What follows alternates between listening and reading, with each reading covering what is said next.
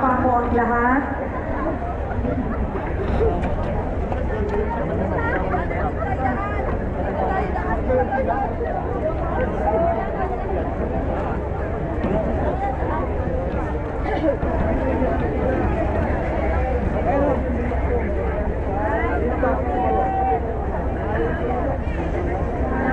Inaanyayahan po ang lahat sa isang panalangin na pangungunahan po ng kapatid na Arvin Galang.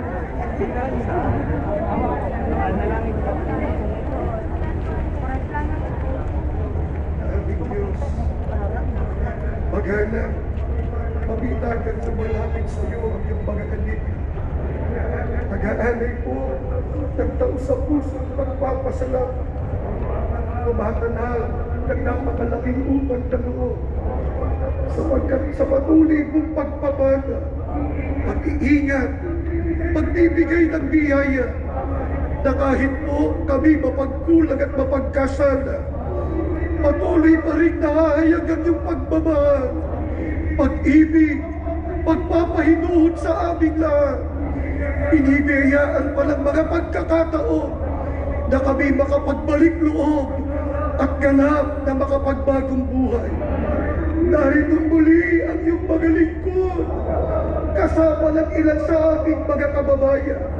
Sa ikalawang araw na ito ng aming pagkilos, amang banal naririto'ng mga lipid mo, iniwan pansamantali ang kanilang kabuhayan. May mga nag-iwan pansamantali ng mga mahal nila sa buhay. May mga naglakbay mula sa malalayong probinsya. Hindi biro ang panahong ginugol, Ama, para magsama-sama kami sa dahapong ito. At ang karamihan, kahapon pa, narito na ang mga lingkod mo. Masayang nakaantabay para ilahan sa iyo ang mga aming kaisahan. Alag-alag sa mga kapatid at mga kababayan namin na naapektuhan ng malawakang korupsyon na nangyari sa aming bansa. Mga kababayan namin nagdadalamhati, nawalan ng kabuhayan, nawalan ng tahanan, nawalan pa ng mahal sa buhay, na ngayon ay naglulugati. O Amang Banal, naririto kami.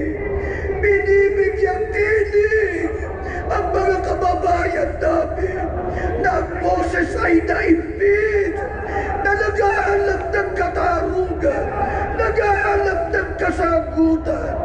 Nawa ang aktibidad namin ito magsilbing tulong sa kanila upang makaabot sa kinauukulan ang kanilang mga panawagan. Marami man kami hinihiling, mga bagay na nais naming mabago, mga taong nais naming managot. Subalit sa ibabaw ng lahat, Ama, ang nais naming magibabaw, ang nais naming maghari, ay kung anong banal mong kalooban sa amin. Mangyari ang gusto mo, Ama. Yun po ang aming tatanggapin. Panginoon namin Jesus, tumatawag po kami sa iyo. Nagmamakaawan, makuran kaming muli ng kapayapaan. Ikupli mo kami sa mata ng mga taong tampalasan ng ibig, maghasing ng kaguluhan at ng karahasan. Matagumpay namin maisakatuparan ang kilusang ito hanggang sa kinabukasan sa lalong kaluwalhatian ng pangalan ng ating Amang nasa langit.